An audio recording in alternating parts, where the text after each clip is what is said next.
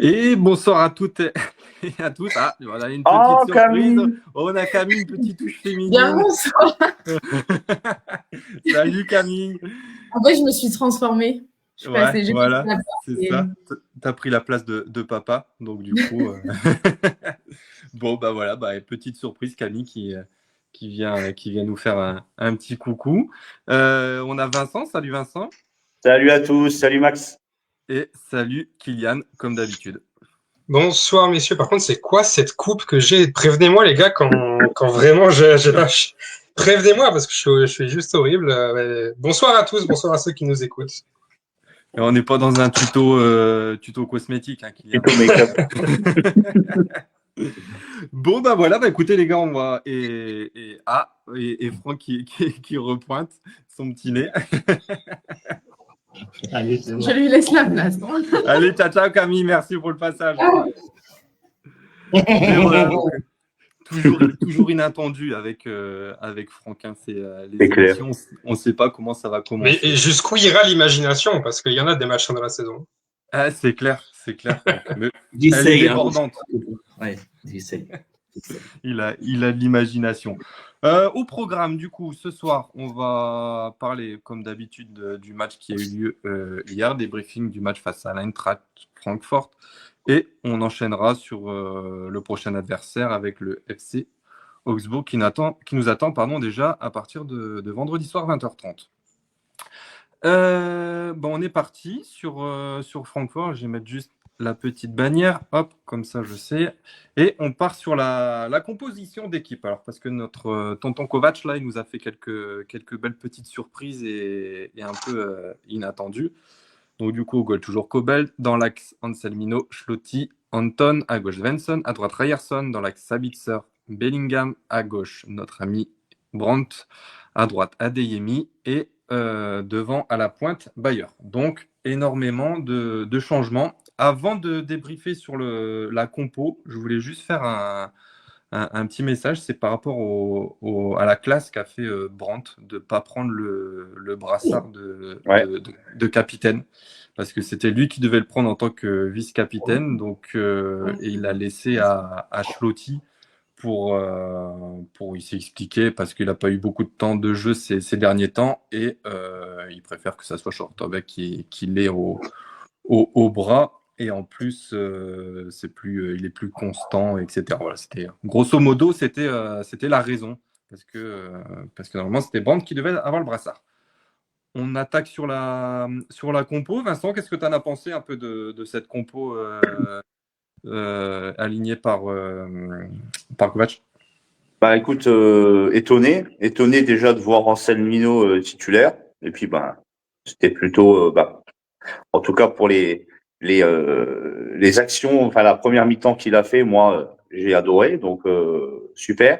Après Bellingham, j'étais aussi étonné de le voir, mais par contre je pense qu'il mérite sa place tout doucement de titulaire, tout doucement. Allô? Tout doucement, même si j'ai encore un petit peu de mal, mais je trouve qu'il mérite. Là, ça fait déjà 2 matchs qu'il fait et puis il fait un bon match. Toujours pas de Chukwuemeka titulaire, mais bon, apparemment c'est normal parce que il a encore du mal à tenir 90 minutes sur le terrain. Et puis bon, je m'attendais plus à voir Couteau sur cette rencontre-là. Ok, bah écoute, et toi, Franck, du coup, sur la compo? Ouais, surpris quand même de ne pas voir, déjà pas voir Guirassy, de voir Anselmino dessus. J'étais un peu étonné, ouais. Et de voir une attaque, de voir juste Bayer et donc Adeyemi en attaque et Brandt titulaire aussi. J'ai apprécié le geste de Brandt, c'est vrai, c'est bien. Je veux dire, d'un côté, bon, après, on peut le voir bien comme pas bien, je ne sais pas. Après, moi, j'apprécie. Et bon, voir Bellingham tout de suite aussi, bon, pourquoi pas, parce qu'il faut de toute façon le faire jouer, il faut truc. Après, sur un match aussi, j'ai trouvé que les choix étaient quand même un peu étonnants. Risqué, hein. Ouais, c'était risqué. Ouais, après, Anselmino ne me dérange pas. Ce qui me dérange, c'est que c'est sa deuxième titularisation depuis le 31 août et il était blessé. Mettre un mec comme ça dans un match aussi chaud, ceux qui ont été à Francfort déjà, voir un match, c'est une ambiance particulière là-bas. Hein. Ils nous aiment nous, on les aime pas du tout. Et c'est très chaud, je veux dire. Hein. C'est le seul stade que j'ai fait ces dernières années où ils te retiennent quand on est le BVB.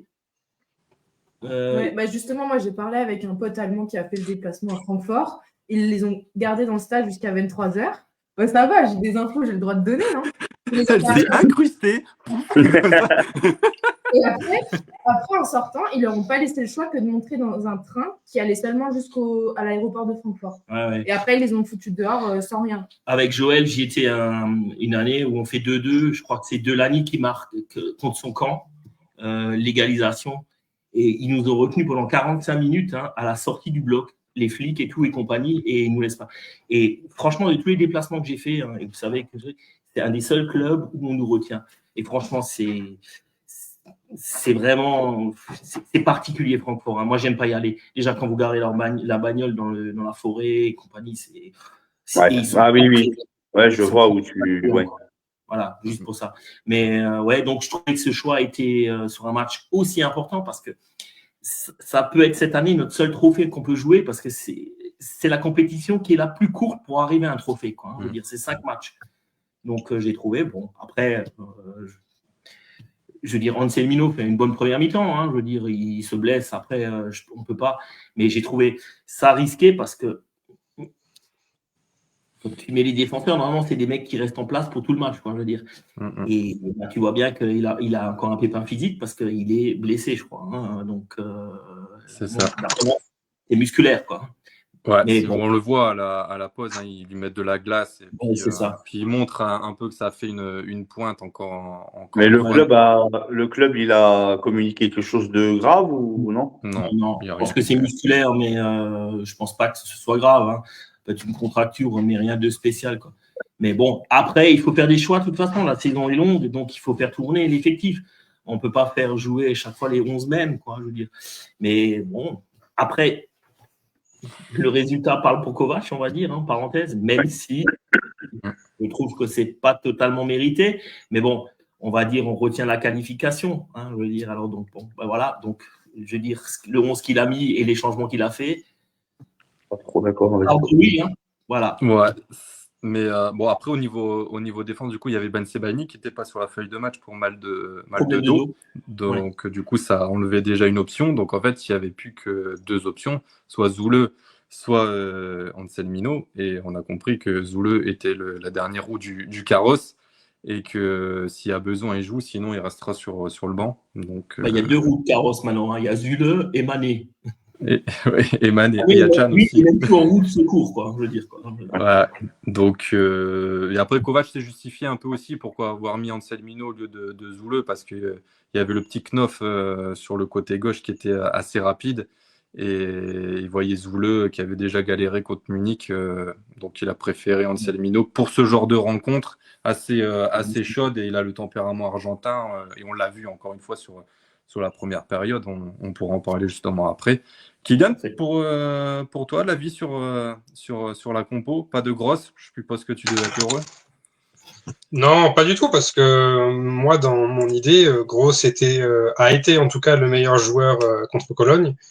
Mais effectivement, vous l'avez quand même souligné, il y a des surprises. Alors l'absence de Ben Sebaini de dernière minute, a priori, elle est comblée dans un premier temps par Zule, finalement plutôt par Anselmino.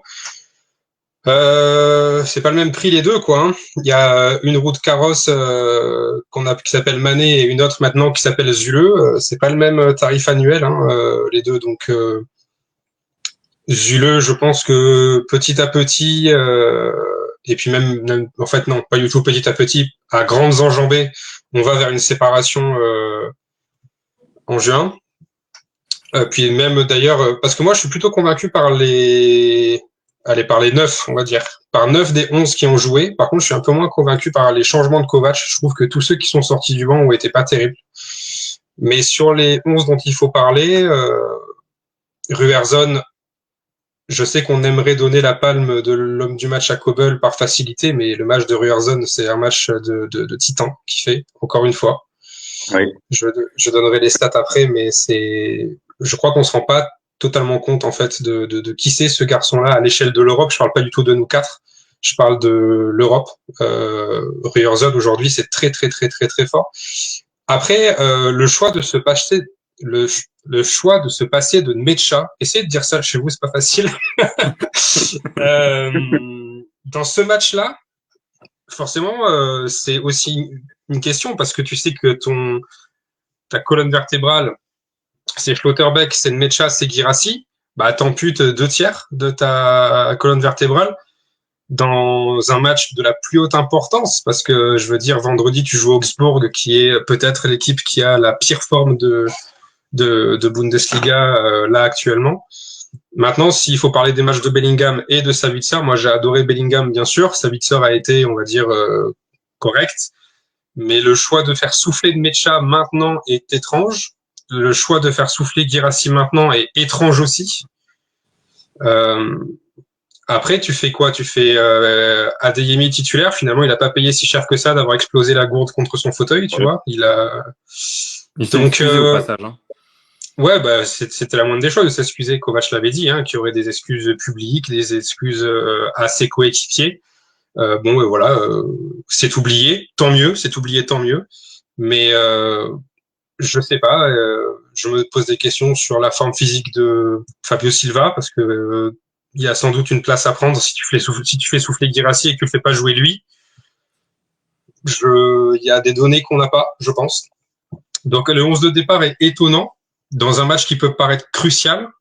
À la fin, Kovac s'en sort bien, Dortmund s'en sort bien de manière générale. Mais si on est éliminé et que on doit repartir sur la composition de départ, je pense qu'on est tous les quatre à étrier Kovac. Hein. Oui, c'est clair. Je pense que sur ça, tu as entièrement raison. C'est clair que. Ouais. C'est pas la claque à Kovac. Hein. Là, c'est autre chose. C'est la claque à Kovac. La claque à Kovac, ouais. Mais oui, je pense qu'on va dire certaines choses là. Si on était éliminé, on aurait dit différemment. Et c'est clair qu'on aurait tapé sur Kovac sur 5 coupeaux. Bah, du coup, on va enchaîner directement avec la première période. Donc, on va diviser en 3. Donc, première, seconde période. Et on parlera des prolongations, tir au but à la fin avec, tout le monde le sait, la qualification. Démarrage avec énergie, intensif, pressing, structuré et déterminé jusqu'à 7 minutes. Et puis on encaisse ce but de Knof avec une construction de jeu made in Dortmund. Götze à la passe décisive, Knof à la finition. Franck, je commence avec toi. Première période, qu'est-ce que tu en as pensé? Ouais. On est vite mené. Hein. Donc, pourtant, je trouvais qu'on avait bien commencé les 5 premières minutes. Et on s'est fait prendre vitesse. Alors, à qui on attribue le but? Moi, je pense qu'il y a quand même une petite responsabilité de Ryerson, même s'il fait un bon match. Parce que dans la couverture de Knof, il n'y est pas, quoi, je veux dire. Parce que Knof lui passe derrière, quoi. Après, le placement... Moi, j'ai revisionné 50 fois là, le truc. Je trouve le placement de Anton, parce que c'est lui qui permet que la place se fait, il est statique. Donc, Anton ouvre cette fameuse... parce que quand vous regardez, alors, le départ de l'action, déjà, Svensson met une tête qui est vraiment très hasardeuse dans l'axe, qui permet à Götze de prendre le ballon et de faire cette fameuse ouverture. Et donc, Schlotti est positionné de son côté, mais je trouve que Anton est très mal positionné, ouvre cette lucarne de passe, je veux dire. Et donc, Ryerson est pris de vitesse dans le dos par notre ami Knof, je veux dire. Et, mais je pense que l'erreur principale vient plus de Anton. Et on voit bien qu'Anton, à un moment, il reste statique, il ne bouge pas du tout, quoi. Donc, ça facilite à Götze qui voit le trou, je veux dire, et qui fait cette belle passe, je veux dire. Et Knof, après, part dans le dos de Ryerson et va crucifier Kobel, je veux dire, d'un joli placement, truc, parce que Kobel n'est pas loin avec le pied quand même, mais bon, ça ne suffit pas, quoi. Et après, On a quand même été, dominé quand même, quoi. Francfort a eu les plus belles occasions quand même. Bon, 1-0, je trouve qu'on s'en tire bien à la mi-temps. Après, je trouve que derrière, à part cette erreur, ça allait. J'ai trouvé quand même Svensson un ton en dessous, quoi, sur ce match-là par rapport à cette dernière prestation. Après, le gamin, le pauvre, il joue tous les matchs, il joue tout, quoi, il faudra quand même à un moment le laisser souffler, parce que sinon, si on perd Svensson, on perd quand même un gros élément s'il se blesse, quoi. Au milieu de terrain, première mi-temps, j'ai pas vu beaucoup Sabitzer, Bellingham, je trouve que c'était ouais. Bon, et Bayer, il est toujours maladroit. Il veut bien faire, mais il y a beaucoup de maladresse chez ce gamin, quoi. Ouais, c'est clair que tu le disais avec Svensson, mais en première période, ça attaquait beaucoup côté droit avec Adeyemi et Ryerson. On a fait que ça côté droit. Donc, Francfort, pas d'étonnement, on passait que du côté droit, quoi, quoi. Donc, tout était visible, quoi. Alors, à un moment, on en parlait. Joël, il m'envoie une notification. J'ai dit, tout le monde l'a vu, sauf peut-être notre staff, Ouais, c'est clair. Et c'était un peu. Bon, il y a des émis, c'est plus ça actuellement. Le pauvre, il n'arrive pas à. Il essaye, mais tu vois que il manque ce petit truc qu'il avait là il y a quelques matchs où il réussissait. Et là, il n'arrive pas à faire la différence. C'est clair que sur le côté gauche, c'était Brandt. Donc, du coup, Brandt, c'est un peu compliqué. Bon, après, il nous fait un peu mentir en début de seconde période avec son but, parce qu'il ne faut pas oublier. On en parlera justement après. Mais ouais, comme tu l'as dit, on attaquait énormément à droite et le jeu était visible, quoi. C'était lisible complètement. Vincent, du coup, toi, première période? Écoute, quand j'ai vu le coup d'envoi, j'ai vu un Dortmund qui m'a vraiment plu, surtout au niveau des passes. Ça combinait super bien, ça allait vite, c'était réactif. J'ai directement kiffé ce début de première période, en tout cas. On prend un but, j'ai envie de dire qu'on n'a pas le droit de prendre, mais sur l'ensemble de la première mi-temps, j'ai pas très très envie de dire qu'on mérite de le prendre en tout cas. Alors, il est sûrement mérité pour Francfort, il n'y a pas de problème, mais on mérite quand même pas de le prendre. Et c'est vrai que voilà, comme l'a dit Franck, Bayer, il a vraiment du mal. Mais par contre, il y a quand même quelque chose que j'ai jamais souligné, c'est qu'il a vraiment vraiment l'envie. Et c'est peut-être un des joueurs qui a le plus envie, en tout cas, visuellement, quand on voit un petit peu ce qu'il donne, ce qu'il court, ce qu'il essaye. C'est un des joueurs qui a le plus envie dans cette équipe. Mais la mayonnaise, elle veut pas prendre. Et puis je pense que voilà, il est très très très maladroit. Donc je pense qu'il va falloir peut-être encore une fois voir et essayer de voir ce qui ne va pas avec ce joueur. En tout cas, moi, j'ai pas la réponse. Ça, c'est une certitude. Après, maintenant, il y a quand même quelque chose, malgré le but qu'on prend.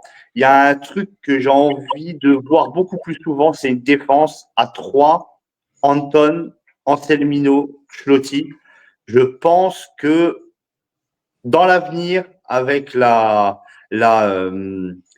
je pourrais dire ça, avec l'habitude, ça pourrait donner une sacrée défense. Ouais, alors donc du coup tu sortirais Ben Sebaini quand même de la défense à 3, qui est quand même je pense l'un des meilleurs. Bon, même si Schlotti revient de blessure, mais c'est un peu sévère. C'est un petit peu ça le problème. Après Ben Sebaini peut-être à la limite encore à la place d'Anton, mais j'aimerais en tout cas voir ce duo Schlotti-Anselmino. Ça pourrait donner quelque chose de fou furieux. Alors, avant de donner la parole à Kylian, c'est bien, tu t'en parles d'Anselmino, parce que je vais vous demander un peu ce que vous pensiez de la prestation d'Anselmino. Alors, tu vois que c'est un Argentin, il fait des tacles, il fait des trucs, ça réussit, c'est OK. Mais par contre, je pense qu'un jour, s'il arrive à être un peu titulaire et avoir beaucoup plus de temps de jeu, Le Je voudrais comportement. bien connaître le nombre de cartons rouges qui va finir ce joueur parce qu'il il est bouché quand même. Hein. Des fois, c'est vraiment limite. Et je pense qu'il a de la chance de rester encore sur le terrain au bout de 45 minutes parce que bon, le premier jaune où il prend, c'est complètement débile de faire ça alors en première période, de tirer le maillot de l'adversaire. Et le deuxième, après, il met un coup dans la côte de je ne sais plus qui. Je pense que s'il y a la VAR, parce que voilà, la VAR n'était pas présente et elle est là qu'à partir des huitièmes, s'il y a la VAR, je pense qu'il prend le deuxième jaune et on finit à 10. Donc, je ne sais plus qui c'est qui avait dit dans le groupe, mais défendre Selmino, les fils, ils se touchent plus et puis et il part un peu à l'abordage. Donc, faut Ouais. qu'il fasse attention. Tu vois qu'il a un très bon profil de défenseur central. C'est parfait. Mais je pense qu'il faut qu'il se calme 2 minutes parce qu'il ne finira pas des saisons complètes sur chaque match, c'est sûr et certain. Kylian, du coup, la première période, et si tu as quelques stats à nous sortir. Anselmino, déjà, il faut rappeler qu'il a que 20 ans. Anselmino, à un poste où généralement, tu arrives à maturité plus tard qu'ailleurs sur le terrain. Mais de manière générale, moi, je m'enflamme pas tant que ça sur lui. Alors, j'ai trouvé sa première période bien. J'ai trouvé contre Union, ça a été bien. À aucun moment, je pense qu'il prend la place de qui que ce soit, pour le coup. Mais maintenant, si Sébastien Kell veut entrer en négociation avec lui et pour le signer, pourquoi pas? On sait que, pardon, j'arrive pas à ouvrir la page de son prix. Si on sait qu'on va avoir les départs de Chan, sans doute de Zule. Aujourd'hui, il est évalué à 8 millions. Voilà, pardon, c'est ce que je cherchais, 8 millions. Si pour aller 10, peut-être 15 millions, si Chelsea veut faire monter un peu les prix, tu signes Anselmino pour prendre la relève de ces briscards-là, je pense que c'est intéressant, mais pour moi, il a quand même encore un peu trop de retard, notamment dans l'expérience, dans le comportement. Je suis d'accord avec Max, pour moi, il y a un monde où il prend rouge et c'est pas un scandale, franchement, et c'est d'autant plus stupide que les deux fautes sont à moins de 20 secondes d'intervalle. Donc voilà, moi je m'enflamme pas sur lui, je suis content qu'il soit là, je suis rassuré quand il joue, je suis pas vraiment inquiet quand il est titulaire, mais c'est pas non plus un gars qui va me faire bouleverser la hiérarchie, quoi. Alors, autre chose, déjà sur les stats, pardon. Alors sur les stats, faut savoir que c'était un deuxième tour de Coupe d'Allemagne. Les institutions statistiques ne sont pas aussi précises, complètes et nombreuses que sur un match de tour plus élevé ou de championnat. Donc je n'aurai pas ce soir beaucoup de statistiques à apporter. Et sur le but, je l'ai re-regardé. Pour moi, ça se joue en 3 temps. Déjà, il y a le départ de Ritsu Doan côté droit que Svensson anticipe super bien. Il le suit avant même presque qu'il fasse l'appel, Doan. Et donc, il gagne ce fameux duel de la tête qu'il remet dans l'axe, ce que Franck a qualifié de remise hasardeuse, certes. Mais en fait, ça me permet de souligner, pour moi, le plus gros problème qu'il y a eu dans ce match, c'est Götze. Götze, il était insaisissable. Il était constamment entre les lignes. Il était toujours libre, en fait. Là, tu vois, Götze, sur la remise de Svensson, il a un rayon de 5 mètres autour de lui. Il n'y a pas un joueur sur lui. Pourquoi? Ça s'explique sur le schéma tactique. Sabitzer au milieu, il était en individuel sur Fares Shaibi qui a quasiment pas vu le jour. Bellingham, il était en individuel sur Hugo Larsson. Ça n'a pas été beaucoup mieux. Et en fait, Götze était absolument seul tout le temps. Jamais personne au marquage. Pourquoi? Parce que toi, tu défends en ligne de 3. Schlotterbeck, Anton, Anselmino. Et en fait, Götze, il nous fait un peu une Kane. Alors, toute proportion gardée, mais Kane, pour le Bayern, il était jamais devant. Il était toujours derrière. Et en fait, nos trois défenseurs ne savaient pas s'il fallait le suivre au marquage, s'il fallait garder la position. Et donc, par facilité, tu sors pas de ta position. Tu laisses le mec partir tout seul. Et toi, tu restes stable dans ta position. Tu gagnes ton alignement de 3 pour pas créer d'espace à l'arrière. Götze, c'était exactement ça. Il était tout juste entre Bellingham et Anton. Et Anton, à aucun moment, en fait, il se dit, je veux pas me permettre de sortir de ma ligne de défense à 3. Donc, je vais laisser Götze avoir le ballon. Et puis, advienne que pourra. Et ben, advienne que pourra, il fait une passe qui est hyper tranchante pour Knauf, qui, effectivement, prend le dessus sur Uerzon, qui le voit pas partir dans son dos. Donc, ça se joue pour moi en 3 temps. Mais le temps principal, pour moi, c'est celui qui se traduit sur quasiment tout le match jusqu'à ce qu'il sorte. C'est juste la présence de Götze. Parce qu'après, Can Uzun rentre à sa place. vraiment dans les mêmes crampons, ils jouent quasiment au même poste, c'est vraiment le même profil et c'était les mêmes problématiques. T'as pas réussi à cerner ce joueur qui joue entre tes milieux défensifs et ta ligne de défense centrale. Ça, c'était pour le côté un peu tactique. Maintenant, sur les prestations individuelles, Bayer, c'était pas bon du tout, quoi. Bayer, on souffle très très très fort maintenant de voir Maxime Bayer titulaire. Adeyemi a pas réussi grand chose, mais moi je lui donnerais quand même toujours le crédit d'être celui qui tente le plus. Honnêtement, même si tu réussis pas, je trouve ça difficile à un profil comme lui de lui dire bah t'as pas réussi un dribble ou t'as tenté ta frappe alors qu'il y avait peut-être une extra passe à faire. Pour moi, c'est complètement dans son style de jeu d'aller parfois un petit peu trop loin. Parfois ça paye pas. En ce moment, bah oui, ça paye pas en ce moment, mais combien de fois ça a payé sur le mois de septembre? C'est sans doute lui, le joueur du mois de septembre de Dortmund. Donc, de manière générale, sur la première mi-temps et sur tout ce qui va suivre, je trouve qu'on a eu un match très équilibré, de haut niveau. Hein. Honnêtement, belle pub pour le foot allemand, même si au final, ça fait qu'un partout. Deux équipes hyper concernées, hyper engagées dans un stade bouillant, hein, faut le dire. Honnêtement, je trouve qu'on a eu un match face à une équipe qui était strictement à notre niveau. Difficile de dire qui était supérieur, qui ne l'était pas. Et rien que pour ça, on a passé un bon moment à regarder ces 120 minutes, quoi, qui étaient étouffantes sur la fin, et j'ose même pas imaginer sur le terrain, quoi. Ouais, c'est clair que c'est. On va parler après ensuite de la seconde période, mais c'est clair que jusqu'à la fin, on respirait plus. Et puis bon, la séance de tir au but, c'est toujours la roulette russe, hein, donc c'est pile ou face. On a une petite question du coup sur le chat qui nous dit pourquoi ne pas avoir regardé Knof.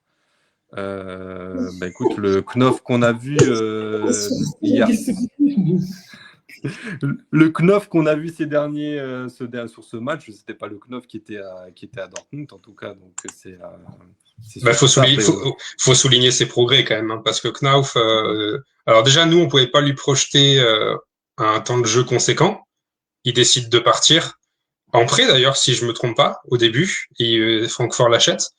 Mais honnêtement, les progrès qu'a fait Ansgar Knauf, c'est remarquable, hein, faut le dire. Hein. Ouais, c'est clair, mais puis il a fait un bon match, hein. Il a fait mal sur son côté gauche, c'était intéressant. Après, je ne sais pas si c'est un titulaire indiscutable à Francfort, mais en tout cas, c'est de bon augure pour lui. Et puis il a bien évolué, en tout cas, par rapport à notre passage à Dortmund. Tu parlais de l'ambiance aussi. C'est vrai qu'il faut souligner quand même qu'on ait un match en pleine semaine, 18h30. C'était plein. Il y a 6000 supporters de Dortmund qui étaient en déplacement. Donc, et là, quand tu regardes la pauvre Ligue 1 qui joue à 19h avec des stades à moitié vides, ça fait peine. C'est un autre monde. Et voilà, si vous avez l'occasion un jour d'aller voir un match en Allemagne, allez-y parce que c'est un autre monde footballistique, on va dire. Et dans tous les stades. Ouais, n'importe quel stade, effectivement. Ouais. C'est ça. De première à Liga, Dry Liga, même en Regional Liga, quand on voit déjà un match de Femini de Pokal entre Dortmund et Bayern, où c'était full. Donc, de toute façon, l'Allemagne, ça se traduit par deux mots, culture et tradition. Voilà, c'est ça. Donc, je lis un peu le message de Matteo. Il dit après Knof, il fait quelques mois à l'Eintracht et devint champion d'Europe direct en jouant. En plus, c'était pas mal. Parce qu'il remporte l'Europa League quoi, à ce moment-là. Complètement. Contre les Rangers. Ouais, donc il fait un. Non, et il fait un giga match d'ailleurs, une super finale. Ouais. Pourquoi alors, on n'avait pas répondu. Pourquoi on n'a pas gardé Knauf Déjà, Yanali, on ne pouvait pas lui promettre de temps de jeu. Et qui est depuis des années, on achète des joueurs, mais on ne laisse plus ou très peu de chance à nos jeunes. Donc, au bout du compte, les jeunes, ils veulent du temps de jeu. Hein. On l'a eu pour Rother. Hein. Rother, on lui proposait une prolongation et il s'est dit non, je préfère partir parce que je vais avoir du temps de jeu ailleurs. Voilà. Pareil pour Knauf. Hein. Le temps de jeu. Ces jeunes, ils veulent jouer. Quoi. Alors, à un moment, s'il n'y a pas d'opportunité, ils sont barrés par 2-3 joueurs. Hein, je veux dire, au poste de Knauf, il y en avait 2-3. Voilà, malheureusement. Et on en a eu tellement des bons jeunes qui sont partis. Hein, Hein. L'attaquant qui a été vedette pour transfert cette année, il a commencé où? Pas chez nous, mais je veux dire, hein, Isaac, on l'a eu chez nous. Hein. Il faudrait des clauses de rachat, tu sais. Depuis que je vois que ça va revenir sans doute à la mode quand le Real Madrid vend Nico Paz, pour exactement les mêmes raisons. Hein. C'est-à-dire que c'est un joueur qui est phénoménal, qui a des qualités folles, mais qu'on ne peut pas faire jouer parce qu'au Real Madrid, au bout d'un moment, tu peux mettre que 11 noms sur le terrain. Eh ben, écoute, va t'éclater en Italie. Par contre, si tu deviens fort, eh ben, on a une clause de rachat et sans doute qu'ils vont l'activer cet été, tu vois. Et pourquoi toi tu fais pas la même chose avec Kabar qui va partir, avec Rote, tu vois? On l'a fait, Kylian, pour notre ami Isaac, il y avait une clause de rachat. Hein. La clause de rachat était de 30 millions. Hein. Quand il était à la Real Sociedad, je crois que c'était à ce Quand moment-là. il était à la Real Sociedad, on a fait signer une clause à la Real Sociedad de rachat. Et pourquoi ça s'est pas fait? Pardon? Pourquoi ça s'est pas fait? Bah, va demander à nos instances. Je ne suis pas le patron du BVB. Ah bon? Non. Tu fais pas la présidence là bientôt? Non. Et cette question est rhétorique depuis un bout de temps. On a la liste des jeunes qu'on a eu chez nous, hein, je dis, hein, je vais pas dire, ou des gens qu'on a fait venir. Merino, il était où? Ah, Dortmund. Voilà. On en a des exemples comme ça, je peux vous en citer. Je peux faire une équipe complète, hein, si vous voulez. Il n'y a aucun problème. Hein. Du poste de gardien jusqu'à avant-centre. Hein. Après, le souci de Isaac, c'est qu'au vu de ce qu'on a fait avec lui et comment on l'a un peu traité, le mec, à mon avis, jamais de la vie il serait revenu. Je veux dire, tu le promets en équipe première, il se retrouve à jouer en réserve à la fin. Après, tu l'envoies là-bas en Espagne. Donc, ce que je reprends un peu le commentaire de Jean qui dit qu'on lui a pas laissé sa chance. Après, il a quand même eu un peu de temps de jeu, mais pas plus que ça. Et c'est vrai qu'on n'a pas pu voir. C'est les années où étaient ces jeunes-là, on a préféré faire jouer les joueurs stars et donner des miettes à ces jeunes. Alors, on est un centre de formation, on a beaucoup de jeunes. Je veux dire, vu qu'on a une équipe du 23, on en a eu tellement. Hein, les Niklas Beste, hein, qui sont allés, maintenant qui est à Fribourg, mais qui à un moment était bon, hein, je veux dire, avec l'équipe 2. Qu'est-ce qu'on lui a laissé comme chance? Presque rien. Hein, ou rien même, hein, je veux dire. Hein. Mais tu regardes Osterhage, tu regardes Furich, Karazor aujourd'hui, je crois aussi encore à Stuttgart. C'est. Ouais. Voilà. Non, mais tu as raison, Kylian. On en a un autre qui était chez nous aussi, hein, qui est défenseur central au Real, mais bon, lui, je suis content qu'il n'ait pas resté. Quoi. Voilà. Mais bon, mais en majorité, tous ces jeunes-là qu'a nommé Kylian, c'est des joueurs qui s'éclatent maintenant, qui sont titulaires. À Fribourg, quand il joue, moi je l'ai vu jouer au milieu de terrain, mais c'est quelque chose, quoi, je veux dire. Ouais. C'est quelque chose. Franchement, c'est un gars qui a un QI football que tu veux au milieu de terrain. Hein. Il est au-dessus d'un Bellingham, hein, je suis désolé de le dire. Quoi. Mais bon, bref, la discussion. Oui, c'est clair qu'on pourra en faire un thème complet sur ça. Pourquoi pas se le mettre un jour de côté, mais c'est vrai, bon, le but était aussi. Que sont-ils devenus? C'est ça le nom de la rubrique. C'est clair, donc, mais c'est vrai que bon, normalement, le projet de la nouvelle direction, c'était essayer de mettre en avant les jeunes. Et c'est vrai, comme la réserve est revenue en Regional Liga, ça fait moins rêver les petits jeunes, donc c'est beaucoup plus compliqué. Mais bon, écoutez, on verra un peu sur la suite, est-ce que ça fonctionne ou pas. Surtout qu'on a 10 secondes, surtout que notre patron maintenant, je veux dire, c'est Riken, et ça a été le patron, je veux dire, de l'évolution des jeunes. Donc, bon. C'est la continuité logique normalement, mais bon, après, à voir, est-ce que les jeunes ont la patience et tout. Maintenant, c'est qu'on est sur une génération que tout veut aller vite. On veut logique et défendée, Maxime. Non, ça va pas. Logique et défendée. Non. C'est pas possible, ça va pas ensemble. Mais ouais. Seconde période, du coup, on va enchaîner. Donc, un changement à la mi-temps. Du coup, Anselmino qui sort avec la rentrée de Zoule. Donc, Anselmino, quelques problèmes musculaires. Et je pense que même s'il n'y avait pas de problème musculaire, il serait sorti en raison de son carton jaune, parce qu'il y avait discipline, parce que c'était un peu risqué. Bon, on attaque bien le début de la seconde période parce que le but égalisateur de Brandt qui nous fait un peu démentir de sa première période, permet de repartir sur les bons rails et de continuité dans la rencontre. Parce que c'est vrai que si on avait gardé ce score de 1-0 pendant encore quelques minutes et plus les minutes avançaient, plus ça pouvait devenir compliqué. Et à noter aussi que, pareil, la VAR n'était pas dans ce match. Ça sera qu'à partir des 8e, mais il aurait dû être annulé ce but parce que notre ami Beyer était bien hors jeu au début. Donc, encore une fois, on a de la chance. Écoute, je vais commencer avec Vincent, tiens, sur la seconde période. À toi. Écoute, sur la deuxième période, de manière générale, on a quand même pris le bouillon. Hein. On a vraiment eu du mal. Mais défensivement, on a tenu la baraque. Hein. Il faut le souligner également. Hein. Après, le but qu'on prend de Jonathan Burkhardt hors jeu, voilà, logique. Mais par contre, là où je suis pas trop d'accord, on va dire avec vous, c'est que sur l'ensemble du match, bon après en sachant que j'en reviens juste à la deuxième mi-temps, les remplaçants n'ont absolument rien rapporté. Hein. Donc ça c'est vraiment dommage. Mais par contre, là où je suis pas trop d'accord avec vous, c'est que sur l'ensemble du match, je trouve que la qualification elle est pas du tout volée. Enfin, en tout cas, pour moi, on la mérite. Mais par contre, ceux que j'ai entendu dire qu'ils ont vu un match soporifique, faudra m'expliquer ce que c'est qu'un bon match pour eux. Moi, j'ai trouvé le match génial. Match, il était intensif. Il y avait de l'action. Il y avait de la frappe. Il y avait du beau jeu. Ça a été jusqu'au penalty. Et je veux dire, moi, j'étais loin d'être sur le point de m'endormir pendant ce match-là. Et des matchs comme ça, je dois en voir tout le temps, quoi. Bon, avec un Dortmund qui gagne à la fin, bien évidemment. Ouais, oui, c'est clair que c'était, il y avait quand même du jeu.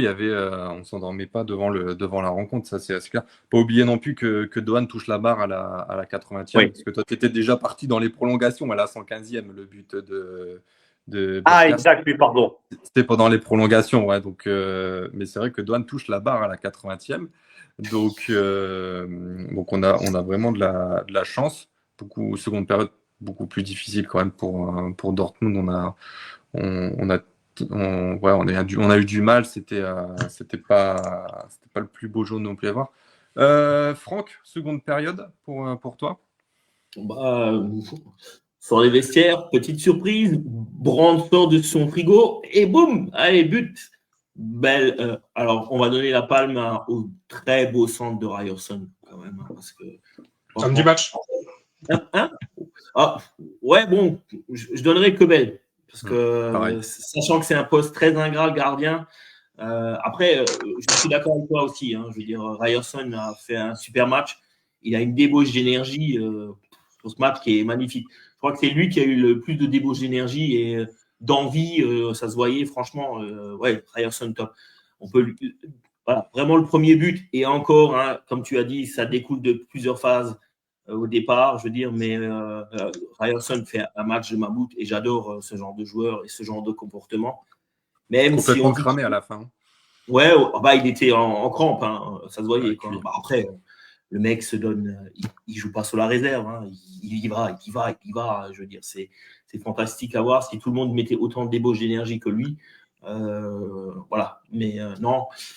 Donc oui, voilà, on égalise un peu contre le cours, je veux dire, un peu de la fin de première mi-temps, enfin, la première mi-temps.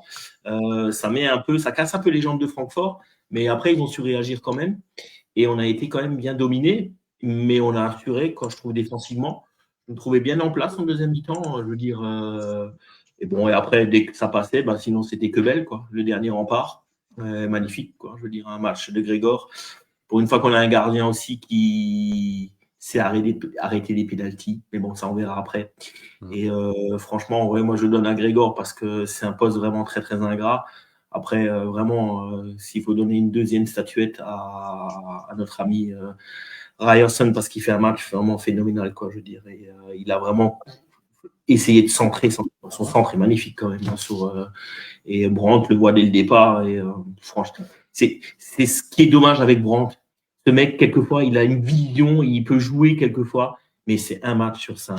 Et après, il va nous faire une merde derrière, quoi, je veux dire. Et encore une merde derrière. Je veux dire. C'est ça, c'est que Brandt, c'est à courant alternatif, quoi. Il est capable du meilleur comme du pire. J'ai l'impression de dire ça à chaque émission. Mais il est vraiment capable d'être là présent ou de marquer le but. Parce que, alors je sais plus c'est quoi ses stats depuis le début de saison au niveau but, mais je crois il doit être à 2 en Bundesliga, 1 ou 2 aussi en Ligue des Champions et en Pokal. Donc du coup, il répond présent quand même quand il est sur le terrain au niveau but au moins. Donc c'est un peu vraiment s'il part cet été, ça sera vraiment un joueur où on pourra faire une émission que sur lui parce qu'il y a tellement de choses à dire en positif et en négatif que c'est. Mais le pire, c'est qu'il marque que contre des top adversaires, hein, j'ai l'impression à chaque fois. Ouais, c'est vrai. Le Bayern, hier, Francfort. Et vous allez voir, quand il va partir, il va aller ailleurs. Ouais, c'est ça. Brandt, il est à 2 buts et 2 passes décisives en 7 matchs cette saison. Donc voilà, donc tu vois que c'est vrai qu'on en parle beaucoup en négatif sur lui, mais quand tu regardes un peu les stats, elles sont pas si mauvaises que ça au final. Pour reprendre un peu sur l'homme du match, c'est vrai que Kobel, faut pas oublier qu'il sauve aussi à plusieurs reprises sur différents arrêts. Je crois sur la barre de Dohan, il a touché un peu, si je dis pas de bêtises. Donc c'est vrai que au vu du match, plus à la fin avec les prolongations et les tirs au but, ouais, ça paraît logique que ça arrive à Kobel, l'homme du match. Kylian, je te laisse finir avec la seconde période. Oui, juste quelque chose sur Ryerson d'important.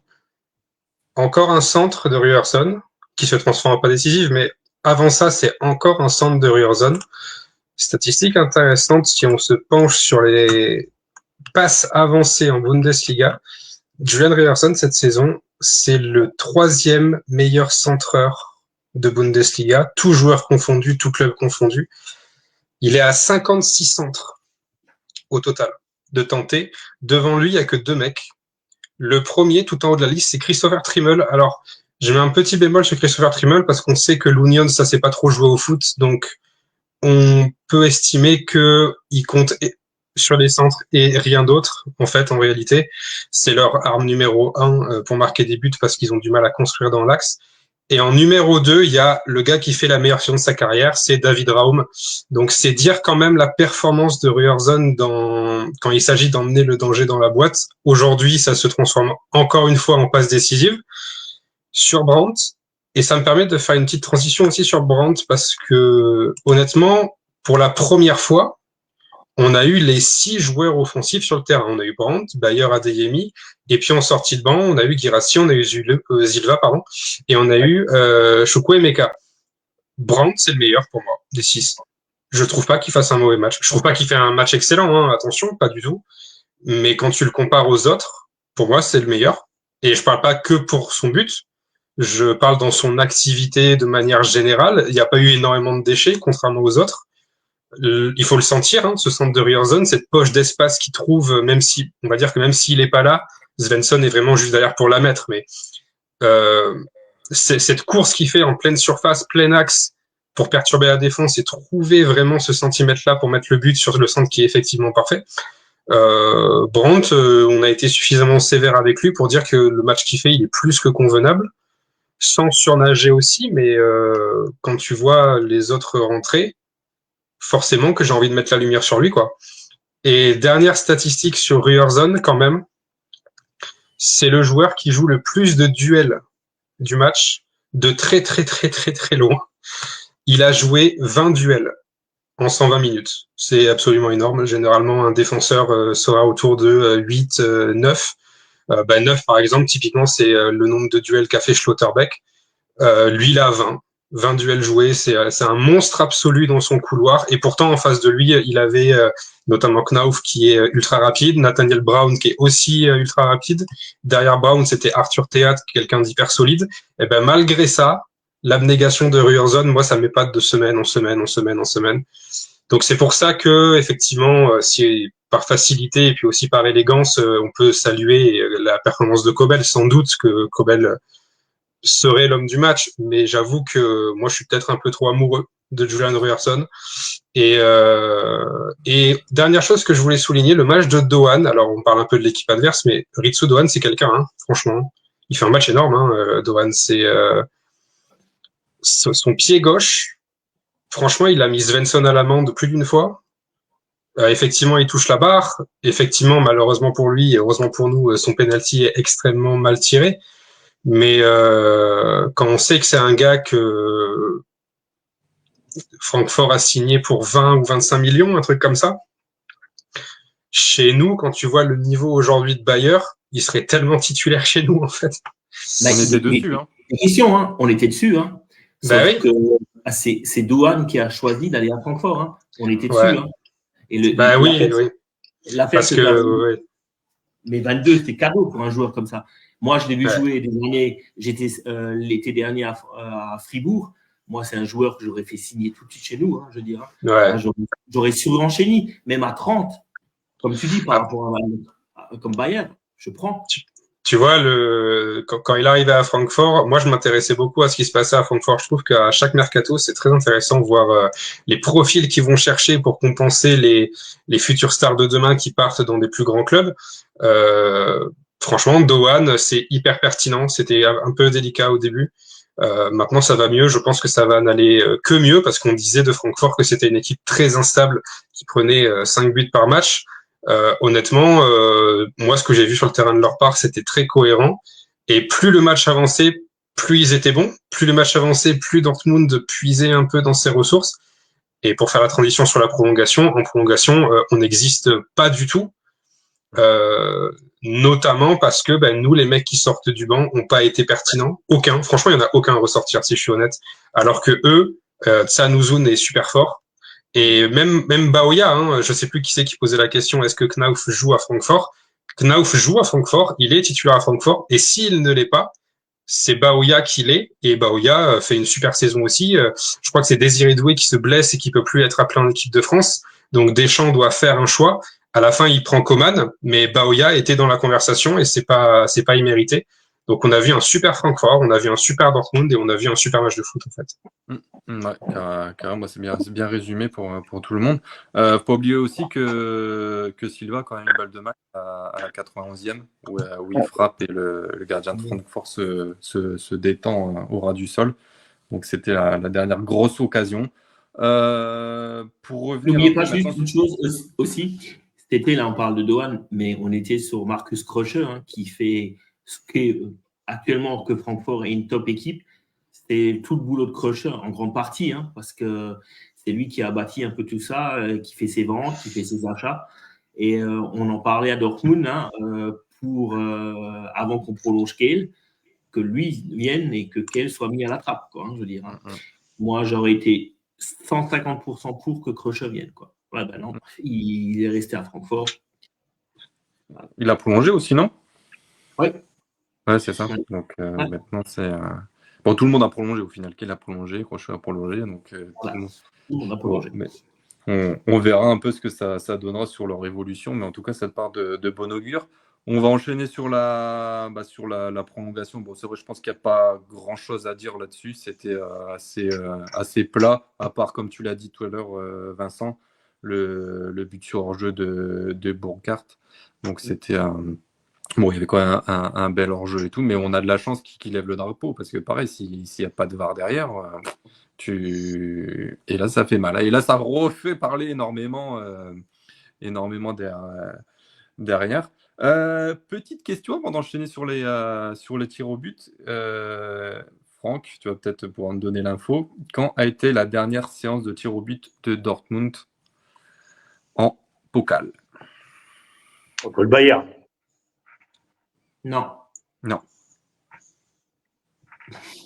Le Bayern, c'est 2015. Ouais, c'est là où glisse truc. Non, il y a après encore. Mais on est sorti sur la dernière. On perd, non? Oui, on perd tout à fait. On perd les tirs au but. 5-7. 5-7. Jean, sur le chat a dit contre le Werder. Ce n'est pas Düsseldorf. Non, c'est pas le Werder. Si, c'est le Werder. Le 5 Werder 2019, ouais. Ah, ben voilà, c'est bien Werder. fait. Bien vu. En huitième de finale. Donc bien vu Vincent. T'as détrôné le Wiki Franck. Ouais. Moi, je pensais Donc, que c'était un autre, et je pensais que c'était Düsseldorf qu'on avait gagné, je crois, au penalty. Et on fait mais une ça, séance. Ouais. mais ça Bah, devait être avant. c'est la première séance qu'on gagne en 10 ans, du coup, là. Ça remonte, hein? Ouais, je pense. Alors, j'ai pas la stat jusque-là. Moi, j'avais juste la dernière séance de tir au but de Dortmund en Bah, pokal. parce que je me souviens pas de séance de tir au but en Europa, enfin en Ligue européenne. Vraiment, je m'en souviens pas du tout, aucun souvenir. Donc, ça veut dire que, effectivement, ça doit être la première séance de penalty qu'on joue en 10 ans. Enfin, en 8 ans, du coup. Ouais, donc, bon, en tout vrai, Franck, tu vérifies, mais normalement, c'est ça, hein. J'avais revérifié aussi. J'ai pas vu Oui, c'est d'autres possible. de ça. Donc voilà, c'était contre le Werder Bremen. Séance de tir au but, donc du coup, tout le monde les a vus. Si vous avez regardé le match, donc Doan met une frappe au-dessus des buts et Kobel sort le tir. Alors, je sais plus qui c'est qui tire à ce C'est moment-là. Shaibi. Shaibi. Donc voilà. Bon, la qualification, comme on l'a dit, elle aurait été méritée, je pense qu'un peu des deux côtés aussi, parce que ça n'aurait pas été volé si Francfort avait remporté aussi. C'est la roulette russe. Donc on a de la chance, c'était de notre côté. Moi, j'ai juste eu un peu peur, c'est quand Zoule s'est présenté le deuxième. Et tu sais que c'était son premier penalty en carrière, à Niklas Ah, Zule. Il avait jamais tiré un penalty avant. d'accord, ok. Bah, il est limite, hein, son pénal. Il est quand même bien Ouais. placé, Oui. mais il est très très limite, hein. Par contre, celui de Choupo-Meka, magnifique, quoi. Vraiment au ras Et du ben, poteau. lui aussi, c'était son premier penalty en carrière professionnelle. D'accord, ok. Bah écoute, Et Nmecha aussi. ok, bah, il y avait tout le monde qui Il tirait fallait le son faire premier penalty. Bah. pour les Il y a, choisir hein, en tant que tireur de pénalty. Hein. il y a Ok. Du que coup, là, Alors, Fabio Silva, il est avec ce qu'il a marqué, avec celui qu'il a marqué, il est à 14 sur 17. Donc ça fait 82% de succès et c'est relatif au stade de Guirassy. Ce qui me fait poser la question, pourquoi tu fais pas tirer Guirassy en premier en fait? Pour moi, c'est tu fais tirer ton tireur en premier, sachant peut-être en qu'il y en dernier. a peut-être qu'il y en a 3 sur 4 qui n'ont jamais tiré de penalty en carrière quoi, tu vois. Et puis après, peut-être Guirassy était prévu sur le dernier Bah, le tir. dernier, ouais, bah oui. Je sais Ouais, pas. mais non, tu fais Mais tirer en premier celui qui marque, tu vois. Enfin pour moi, c'est c'est comme ça que ça ça. marche. Après, on le voit. La Pokal en demi-finale où on gagne contre le Bayern, c'est en 2017, hein, au penalty, à Munich. Parce qu'après, on joue Francfort. Pas D'accord, 2015, c'est 2017, hein, où on l'a gagné. d'accord. C'était qui le gardien titulaire? C'était Langerak, non? À Ouais, Munich, oui. Ouais. Ouais, Munich. Donc le premier qui loupe, c'était l'entraîneur du Real. Xabi Alonso. Alonso. Alonso. Après, c'est Larme qui loupe. Après, c'est Götze, arrêt de Langerak. Et après, c'est Neuer qui tire dans les Ouais. patates. Mais même, je crois, il y en a 2 ou 3 que ça part dans au-dessus Bah, du les but. deux premiers, ils glissent. Ouais. Notre ami Alonso et Larme, ils glissent au même moment et Mm. tous les deux partent truc. Ils tombent par terre, ils glissent. Et nous, il y a juste Hummels qui loupe son penalty arrêté par Neuer. Quoi, à l'époque. Voilà. Donc voilà, une qualification au final au bout du bout. Sur moi qui laissera un peu des traces sur le match qui nous attend déjà vendredi à 20h30. Parce que bon voilà, ça a quand même été un match avec un certain physique. Tirage au sort du coup prévu ce dimanche pour les huitièmes de finale. Et Vincent, je t'ai dit une connerie hier. Le prochain tour, c'est le 2 et le 3 décembre. Donc, Oh, bah, ça va vite arriver. ouais, Hein. je pensais que c'était qu'en février et qu'il y avait le trou, mais non, Non, parce que à cause de cette année, parce que vu qu'il y a ouais, c'est pour ça. il y a la Coupe du Parce que Monde, ouais.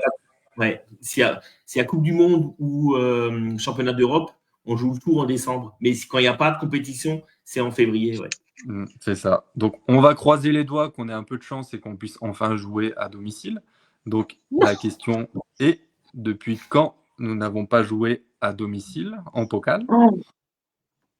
Et bah, tu sais quoi, Vincent, je pensais que c'était beaucoup plus vieux et pas du tout. On n'avait pas joué contre Gladbach? Non. Bah, Depuis c'est quand pas on eux, n'a en tout pas cas. joué non, depuis quand c'est quand le dernier match à domicile? Le dernier match à domicile en Pokal. C'est pas Hockenheim? Si, ouais, c'est ça. Ah. En quelle année? Et voilà. En quelle année? Oh, c'est pas vieux, c'est du 2023, non? 22, C'est ça. 23. Ouais, c'est ça. Oh, 23. non, la petite corps. Je me rappelle, 1er je me novembre rappelle 2023. vaguement du match là. Le Ah, score? bah non, Ouais, le Le score, je me score? rappelle vaguement. le score. 2-0, non? Non. Non. Ouais, 2-0? Non, Non, Non. 3-1. non. Tu Il nous va auras tous les faire. Vas-y, Franck, essaye. Pas compliqué. Hein. Moi, j'aurais dit 1-0. Ouais, 1-0, Bah, ouais. c'est ça, Kylian, ouais. 1-0, hein. Un- Moi, j'aurais dit 1-0. pareil. Ouais, Et le 1-0. buteur, pour finir? Le buteur pour finir. Alors, allez. Gittens. Non. Il a la passe. Malen. Non, Erling Haaland? non, c'est Royce. Ah, Marco. Eh Ok. oui, Je me 43e. rappelle plus. Je me rappelle plus celui-là. 43e avec passe D de. Vous savez, j'étais sûr que c'était de- Offenheim. J'étais quasi sûr 1-0. Bah, alors, le buteur, je ne l'aurais pas trouvé. Ouais, bon, après, c'est compliqué à retenir tous les matchs. Ah C'est non, non, pas du tout. C'est pas compliqué. non, donc voilà, bon, on a un peu résumé tout le match contre Francfort. Je ne sais pas si quelqu'un veut rajouter quelque chose, mais je pense qu'on a fait les... C'est quoi la dernière séance tir au but européenne pour le BVB? Donc, voilà. Ça remonte à plus de 10 ans. Vous n'étiez même pas nés, les enfants. Ah, Ah oui. voilà, donc, Bon, pas avant, il n'y en a pas eu. Après, attention, il y a toute génération là, hein, donc ça... C'est contre le 91. Celtic. Le Celtic? Non, non, non, c'est bien après. C'est bien après. Celtic, c'est même pas. Je ne vais pas remonter les années 60. Vous pensez que moi, je suis un fervent des années 90, donc tapez dans les années 90, quoi. Ouais, c'est ça doit être à 90, 91. c'était après 89? C'est après 89. Ah. Ouais. Bah, c'est franchement là. C'est contre un grand d'Europe, parce qu'un grand d'Europe dans cette année-là, t'as l'AC Milan, quoi. Ça dépend ce que tu appelles le Grand d'Europe, quoi. On Un dire ancien grand d'Europe. c'est un grand club français. L'indice. Un grand club français? Oui, monsieur. Ah, la JOCR. Bien! Ah oui, bien vu. La cristalline, j'allais la faire. Bien Eh vu, oui. bien vu. Bah, c'est la fois où on. Ah non. C'est en demi-finale de Coupe UEFA 93, 94 ou 92, 93.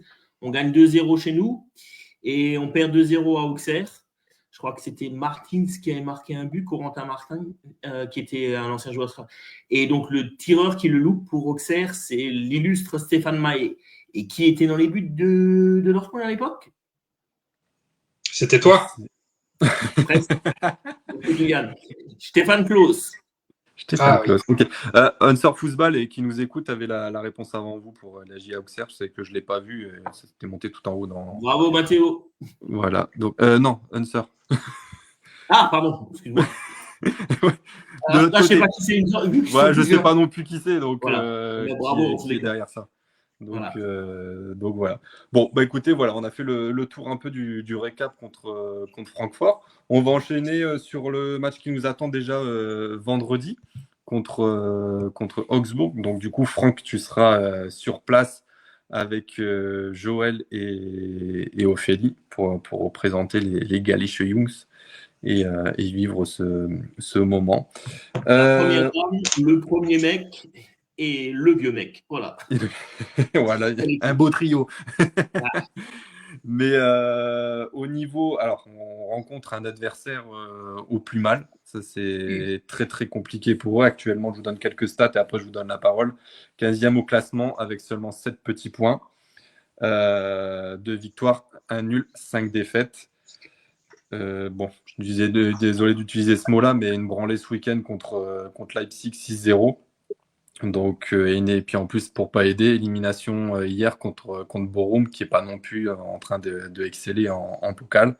Donc rien ne va à Augsbourg. Les 5 derniers matchs, c'est une victoire, 2 nuls, 2 défaites. Donc Sandro Wagner, à mon avis, il va falloir vite redresser. Sinon, je pense que jusqu'à la prochaine trêve internationale, pas sûr qu'ils sont encore au club chez eux. Tiens, Kylian, je commence avec toi. Qu'est-ce que tu attends un peu de cette confrontation contre Augsbourg? Ce que j'attends, moi, contre Augsbourg, c'est la première branlée vraiment de la saison, quoi. Parce que on sait gagner les matchs, et franchement, même le match contre Francfort, hein, le match contre Köln compte aussi. Des matchs où il faut gagner salement, des victoires de champions, entre guillemets, où il faut faire souffler le destin de ton côté, tout ça, tu sais les gagner, c'est hyper important, c'est crucial dans une saison. Mais il est temps de mettre une branlée à quelqu'un, en fait. Il est temps de s'en sortir avec un 4, 5, 6-0. Et je crois que Augsbourg, c'est le candidat parfait, quoi. Parce que Augsbourg, franchement, y a pas, franchement, j'ai du respect pour absolument toutes les équipes de Bundesliga, même celles qui sont décriées par les fans de Dortmund. Augsbourg, il y a des joueurs que j'apprécie. Finn Damen, dans l'absolu, c'est un top stopper. Il est complètement à côté de ses pompes actuellement. En défense centrale, c'est terrifiant la faiblesse. Franchement, j'ose même pas citer de nom, j'ai peur d'être ban Twitch. Après, à gauche, à un moment donné, il y avait Mats Pedersen qui effectivement était plutôt bon, mais il joue plus du tout. À droite, c'est Marius Wolf. Marius Wolf, bon voilà, il est un peu dans le costume de Pascal Gross cette saison. Au milieu, alors il est déclaré milieu Christian Jakic, mais Christian Jakic, faut savoir que quand il jouait, je crois que c'est à Francfort qu'il jouait, il jouait milieu défensif. Avec la Croatie, il joue défenseur droit. Et avec Augsbourg récemment, il joue défenseur central. Donc bon, même lui, on ne sait plus trop s'il joue au foot. Rej Bekai au milieu, il a jamais été bon. Il va avoir 27 ans, il a jamais été bon. Arne Meyer, il a que 26 ans. J'ai l'impression, ça fait 20 ans qu'on le voit jouer au foot. Il a jamais atteint son plein potentiel, tu vois. Ouais. Claude Maurice. Alors Claude Maurice, lui pour le coup, c'est un des vrais bons joueurs de ballon d'Augsbourg. Mais il est dans une sacrée méforme pour le coup. Mais je crois que l'année dernière, il nous met un doublé, si je suis pas, ou peut-être il y a 2 ans, il nous met un doublé. Claude Maurice. J'avais été voir le match. L'année dernière, j'y étais et ça tombait à la même période. L'année dernière, si je me souviens, c'était le 26 octobre le match. Doublé de Claude Maurice. Et qui avait marqué dans le doublé? Royce. Non, c'était Malen. Malen à la 4e. On menait 1-0. Et qui s'est fait expulser? Pardon, j'ai pas entendu. Qui s'est fait expulser? C'est Kabar. Kabar. Ah, c'est peut-être Kabar. Donc voilà, dans l'absolu, Claude Maurice, effectivement, c'est un super joueur de foot, mais il est complètement à côté de ses pompes parce que son équipe l'est. Après, en numéro 10, un joueur qui est titulaire et qui a enfin du temps de jeu en Allemagne, c'est Fabian Rieder. Moi, dans l'absolu, j'adore ce joueur. C'était même potentiellement le remplaçant de Bellingham quand Jude part au Real Madrid. On parlait de Fabian Rieder. Alors, on a fini par aller sur Mecha. Rieder, il a fait une saison à Stuttgart, tout ça s'est pas très bien passé. Je crois qu'il était beaucoup blessé aussi. Rennes a fini par le vendre à Augsbourg.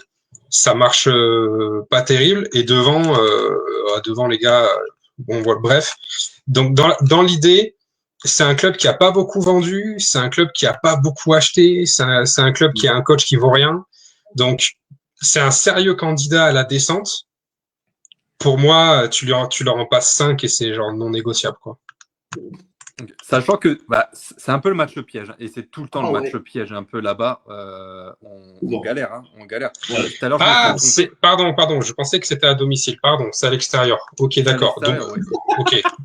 ok. Allez, vas-y, recommence. Non, non, pas du tout. Ça change rien au fait que Augsbourg est sans doute la pire équipe d'Allemagne en ce moment. Mais par contre, non, tu dois en mettre au moins 3 dans ce cas-là, là-bas. Et surtout, par contre, ce qui est important, c'est la clean sheet, quoi. C'est repartir dans un cycle de clean sheet, c'est contre des équipes qui sont aussi inexistantes devant. Ça doit être presque la priorité, en fait. Ouais. Après, juste tout à l'heure, je me suis trompé quand j'ai donné des stats. C'était les 5 derniers matchs de confrontation entre Augsbourg et Dortmund. On est seulement sur une victoire, 2 nuls et 2 défaites sur 5 ans. Donc c'est typiquement le match piège. Hein. On peut avoir une grosse surprise vendredi soir. Hein. Et comme Borum, on n'arrive jamais à les manœuvrer. Jamais.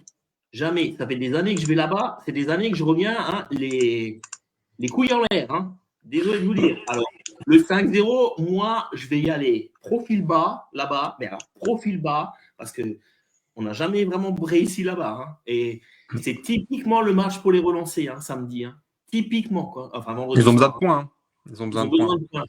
Et alors, si on gagne 1-0, je vais être content. Hein, alors après, Franck, dans ce que tu appelles là-bas, moi je te fais juste un rappel des équipes qui ont gagné là-bas récemment. Bochum, juste là, ils ont gagné 1-0 là-bas. Leipzig, 6-0 là-bas. Il y a Mayence qui réduit à 10, gagne 4-1 là-bas. Et le Greuther Fürth gagne 2-1 là-bas. Donc bon, après voilà, on se compare pas à d'autres équipes, mais là-bas, c'est l'enfer apparemment. Tu dois BVB, quand une chose qui est véridique et qui doit l'être, nous on ne l'est pas. Chaque année on se plante à Borum, chaque année on va se planter à Augsbourg. Je l'espère. Mais moi, c'est vrai. Mais en tout cas, oui, il y a tout pour un match piège. En plus, Sandro Wagner en train de jouer un peu son poste parce que les résultats sont pas là. Même si voilà, le club a dit qu'il lui faisait encore confiance, mais et je sais plus ce qu'ils ont comme match ensuite qu'ils enchaînent. Vas-y, Vincent, je te laisse la parole du coup, pendant ce temps-là sur la rencontre. Qu'est-ce que tu attends, toi? Ben écoute, moi, je suis tout à fait d'accord avec Kylian. Hein. C'est le match où on doit les taper, mais quelque chose de méchant.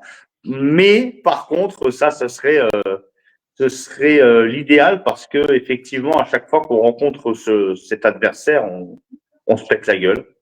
J'ai jamais compris pourquoi. La dernière fois où je suis monté à la BBK Arena, c'est justement avec ce doublé de Claude Maurice. J'ai honte de le dire, mais j'ai été là-haut avec le sourire en étant pratiquement sûr qu'on allait les calmer, mais je suis rentré en pleurant parce que j'étais vraiment vraiment déçu en plus de la performance de l'équipe de manière générale et surtout avec cette expulsion complètement débile de Cavard. Après, si je devrais, voilà, j'aime pas très très fan non plus des pronostics, mais moi je miserais sur une très très lourde victoire de notre BFRB. D'accord, donc ils sont à 2, Franck. Je l'espère. Moi, je l'espère. Ouais, voilà. Bon, c'est pas de bon augure par rapport aux dernières prestations, quoi. C'est surtout ça. Après, c'est les prestations qu'on a fait là-bas. Je veux dire, on est sur une autre ère. Maintenant, Kovac a l'équipe en main. Je veux dire, je souhaite qu'on fasse une bonne prestation et qu'on ramène une victoire probante, quoi, hein, je veux dire, je l'espère. Mais ça sent vraiment le camouflet, je veux dire. Enfin, tout est réuni pour, je veux dire, mais bon, après, je l'espère. Hein. On verra bien. Kylian, du coup, pour te répondre sur les dernières prochaines rencontres que Augsbourg va jouer, donc ils iront à Stuttgart, ils recevront Hambourg, ils iront à Hoffenheim, ils recevront Leverkusen et ensuite ils enchaînent Francfort. Donc en fait. Ouais, pardon, vas-y, Maxime. Vas-y, Franck, j'avais fini.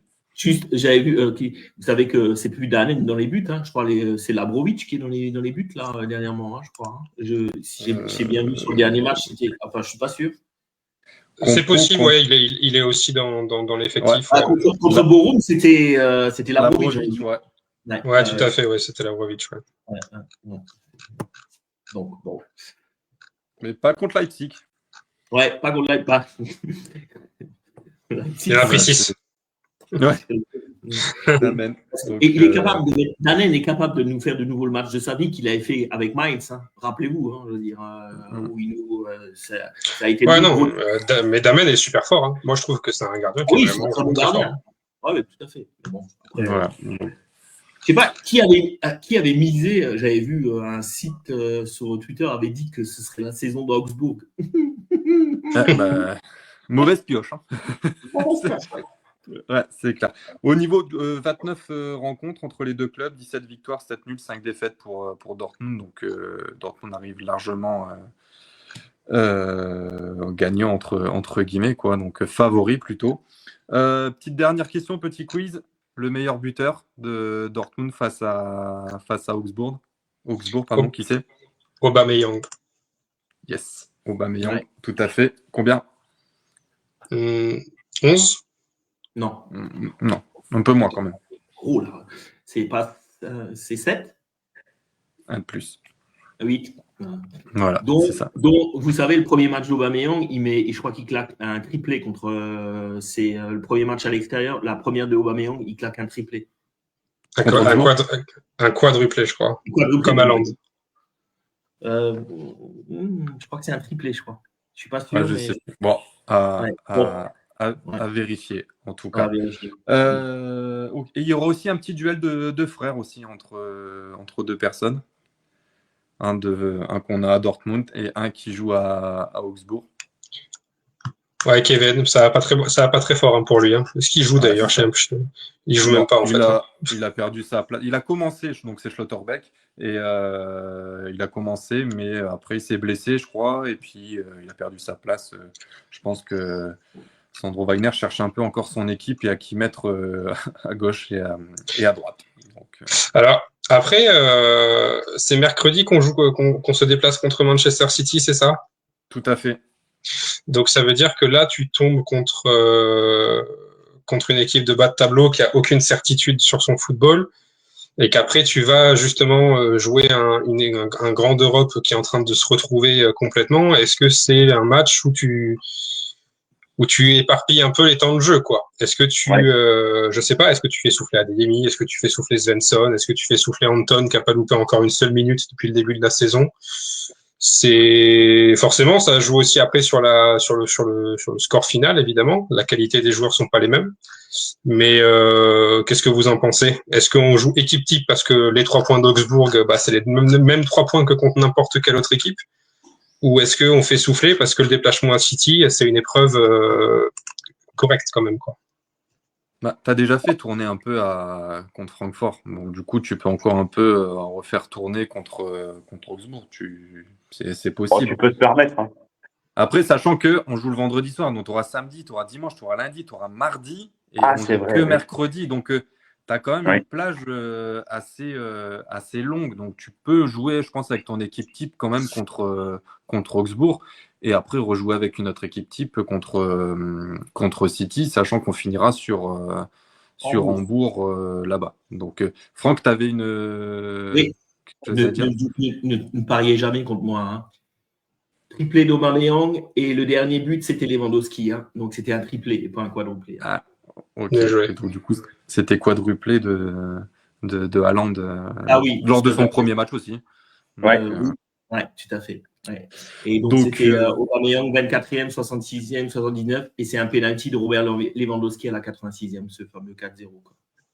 Ok, écoutez, je pense qu'on a fait le tour un peu de tout ce qu'il fallait du match d'hier et de demain, de vendredi, pardon. J'aurai du coup demain à 20h Vincent, donc pas le nôtre, un autre qui... Non, il n'est pas comme toi, quand hop, tu viens pour le Bayern, un coup pour Cologne, on ne sait plus. Mais on se perd dans tout ça. Mais non, Vincent qui gère le compte FC Augsbourg France sur X, qui viendra répondre à mes questions. Attention, pareil, c'est pas à 20h, c'est à 21h.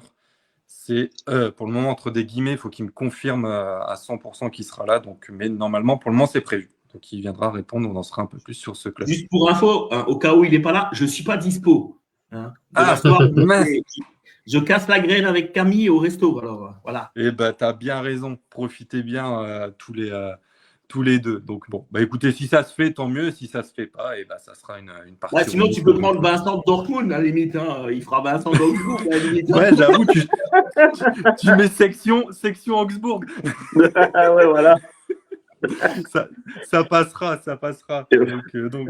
Et puis, nous, on se retrouvera du coup dimanche à 20h pour parler du match. On ne fera pas le samedi, comme ça on passe tous nos week-ends tranquilles, chacun de nos côtés. Et puis non, c'est la journée des morts, alors il vaut mieux pas. Ouais, voilà, c'est ça. Donc, et puis à tout moment, on aura peut-être perdu, donc on sera mort. Donc,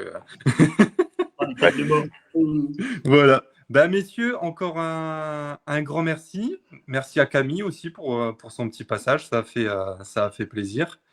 Et puis je vous souhaite à nous entendre. Ben, écoute, merci Camille. Et puis merci encore tous ceux qui étaient présents, Jean, Mathéo, il y avait Val qui était sous le compte Unsurf Football. Voilà, donc merci encore Kevin aussi des Galiches qui était présent. Je vous souhaite à tous une bonne soirée. Merci pour votre écoute. Et puis le mot de la fin. Tschüss. Tschüss.